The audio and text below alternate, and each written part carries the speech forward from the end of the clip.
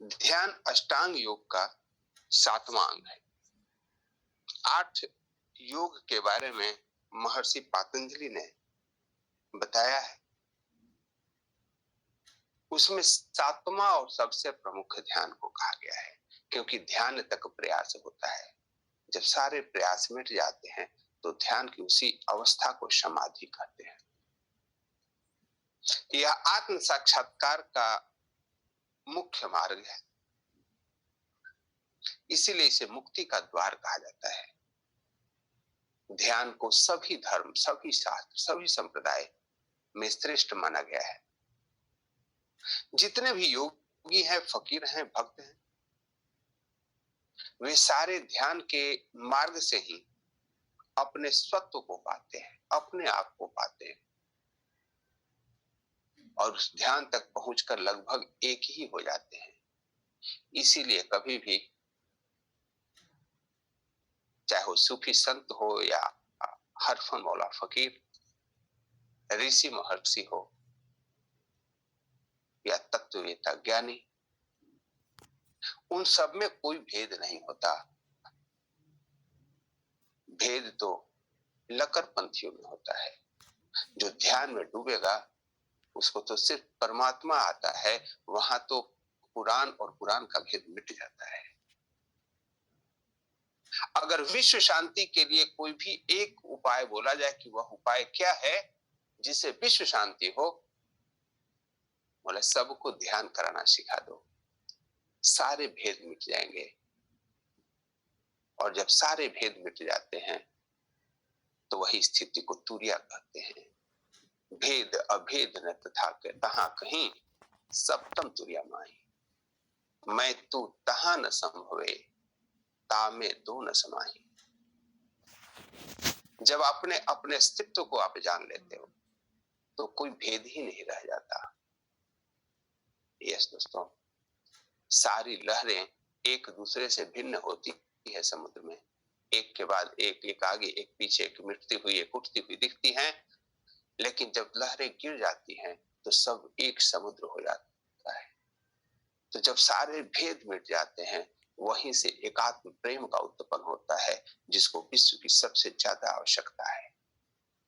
विश्व को आवश्यकता कर्मकांड की नहीं है, विश्व की आवश्यकता पुस्तकों की ज्ञान की नहीं है, विश्व को आवश्यकता है तो ध्यान की है। अफसोस, जो चिर शांति का एकमात्र साधन है, उस पे बहुत कम लोग उसके बारे में उद्धत होते हैं, जानते हैं, और इस पे कम फोकस किया गया है। अभी तो सूर्य नमस्कार की प्रक्रिया पे ही कल न्यूज़पेपर में देख रहा, विरोध धर्म से लेना देना है क्या? ज्ञान को धर्म से लेना देना है क्या? ध्यान को लेना देना है क्या? मन अप्रसन्न होता है, खिन्न होता है। लेकिन डेमोक्रेसी है साहब, किसी को कुछ भी कहने और करने का अधिकार है। हम सबको अपने सराउंडिंग में यह चीज फैलाने की आवश्यकता है जिससे विश्व शांति की तरफ बढ़ा जा सके। यस दोस्तों, न है आज रेगुलर रूप से आप इस ध्यान के अंतिम दिन में हैं। सवाल उठता है कि इसके बाद क्या? तो जब भी आप ध्यान में बैठे, इन 3 प्रिंसिपल को लेकर के बैठे, यकीन मानिए आप उसी स्थिति में पहुंच जाएंगे जिसका आपने अभ्यास किया है। आई वॉन्ट नथिंग, मुझे कुछ नहीं चाहिए। एक बार विचार कर, आपके शरीर के लिए या मन के लिए कोई भी वस्तु किस लिए चाहिए? आपके शरीर के लिए और मन के लिए। और कल आप सबने अभ्यास किया है, मैं शरीर नहीं हूं और मैं मन भी नहीं हूं। तो जब मन न मैं मन हूं न शरीर हूं तो चाहिए क्या? ध्यान में हम पाने के लिए नहीं, अपने आप को खोने के लिए उतरते हैं। कुछ लोग ध्यान को पाने का साधन समझते हैं।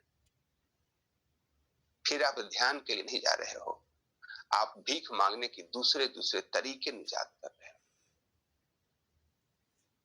एक भिखारी राजा के पास पहुंचा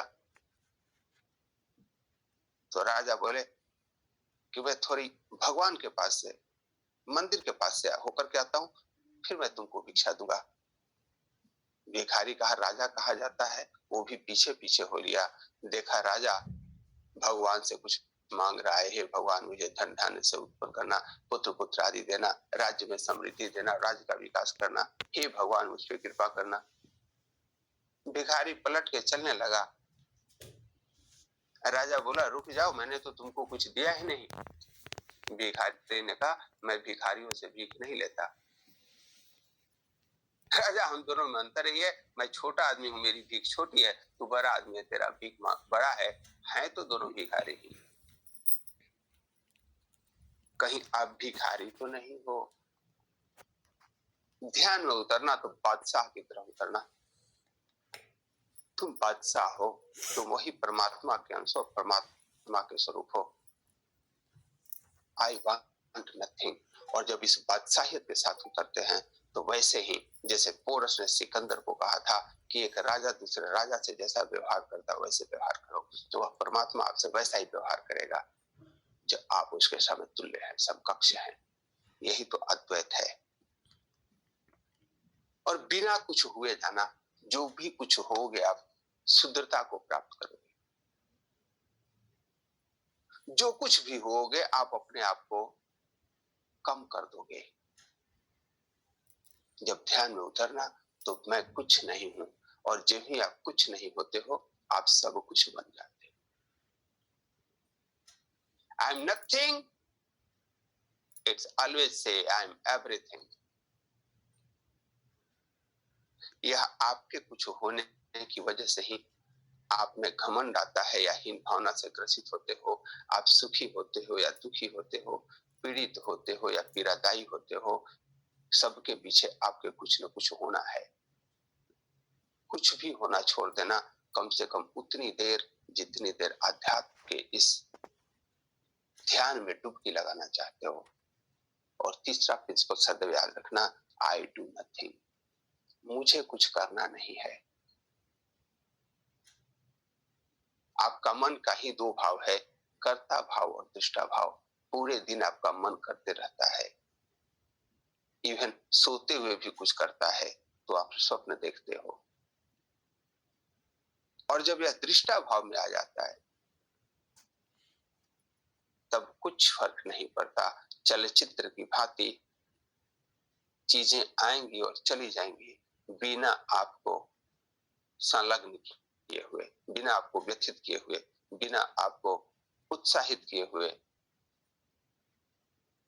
क्योंकि आप दृष्टा हो। इनके सेशन में हम लोगों ने अलग अलग प्रक्रियाओं को किया।